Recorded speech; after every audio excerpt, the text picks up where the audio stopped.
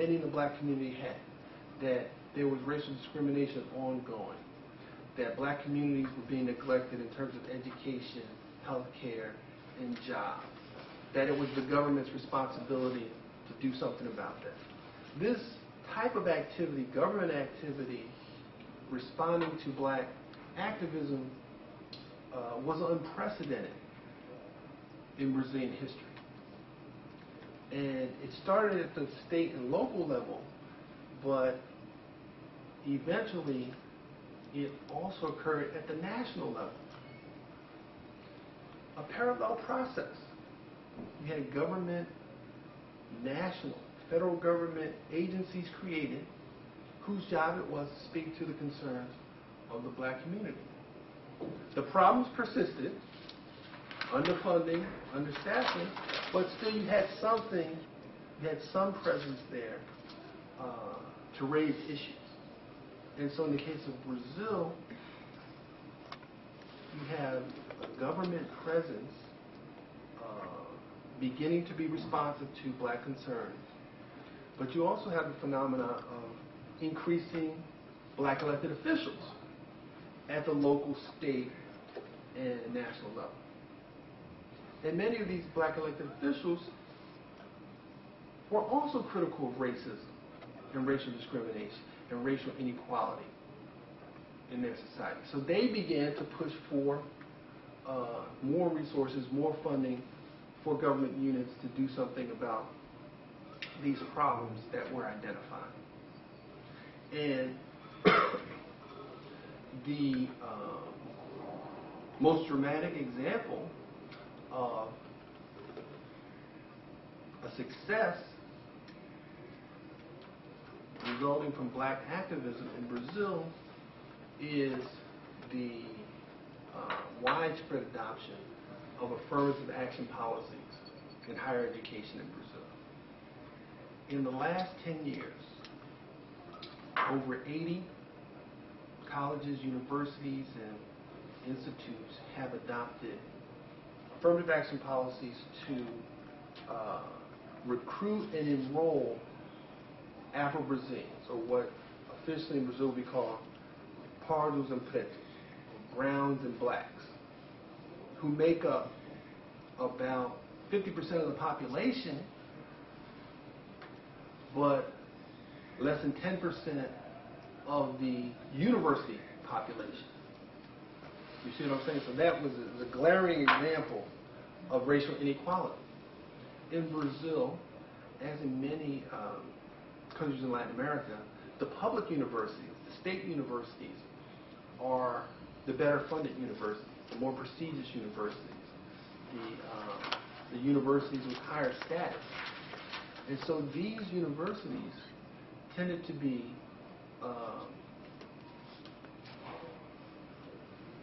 and also they're federally funded, so the students often pay little or no tuition. So the universities ended up being subsidies for predominantly white, middle class, and upper class families who send their kids to private school, the K through 12, get high quality education, and then send them to public universities where they don't pay anything. And in opposition, black kids who tend to be poorer go to the public schools, K through 12, who are often strapped for funds and have all kinds of difficulties imaginable, similar to what we have here in Detroit, DPS. And then, if they graduate from high school and want to go to college, many of these black students have to go to private universities that cost more money, but where they get a less prestigious, a lower status educational experience and degree.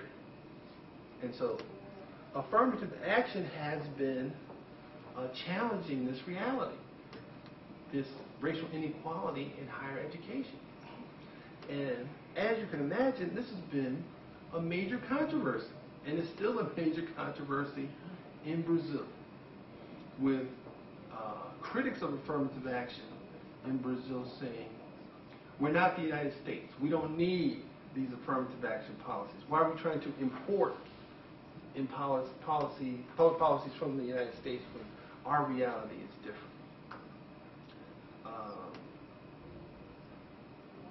Afro-Brazilians argue that you're right, our realities are different. We have even greater racial inequality than they have in the United States.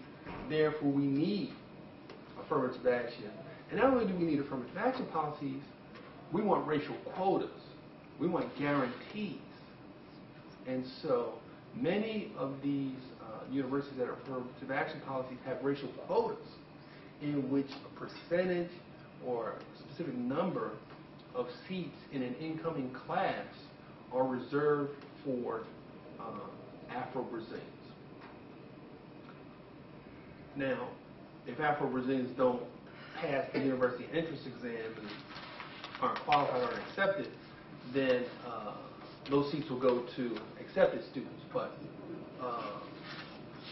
initially, they are reserved, and they vary depending on the politics of each state and the demographics of each state. So in a state like Salvador or like Bahia in northeast Brazil that has a large black population, about 80% Afro-Brazilian population, racial quotas at state universities in those states tend to be high, 40%, 50%. And in other states with lower black population, the racial quota could be 10% or 20%. And they have other quotas for public high school graduates, disabled students, indigenous students. But the most controversial racial quotas have been those reserved for Afro-Brazilian students, as you can imagine. But I want to emphasize that this is an unprecedented development in Brazilian political history. And it involves more than Afro-Brazilians, but I would argue that Afro-Brazilian activists were the leading force to raise the question of affirmative action and racial quotas, and are also the strongest defenders of this policy now. Let me go to the Andean countries now, in South America, to talk about some other types of black political activity. In Colombia, for example, which is the second largest country in South America, blacks have historically been concentrated on the Atlantic Caribbean coast of Colombia and on the Pacific coast of Colombia. Those have been areas that have had large black populations historically and still do today. But as a result of people seeking better economic opportunities and also civil conflict, Colombia has an armed conflict within the country that's been going on for 40, 50 years now. You've had a lot of dislocation, a lot of internal displacement of Afro-Colombians as well as other Colombians. So now you have large Afro-Colombian populations in Bogota, the capital, and in other major interior cities in Colombia. But Afro-Colombians have formed organizations, formed associations, formed groups to do the same thing that blacks did in Brazil, that blacks have done in other countries in Latin America. That is to protest racial inequality, protest racism, and demand their fair share of the nation's or the country's resource. Now, the manifestation, or the way that manifested itself in Colombia was with the new Constitution of 1991 and Transitory Article 55 and Federal Law 70 gave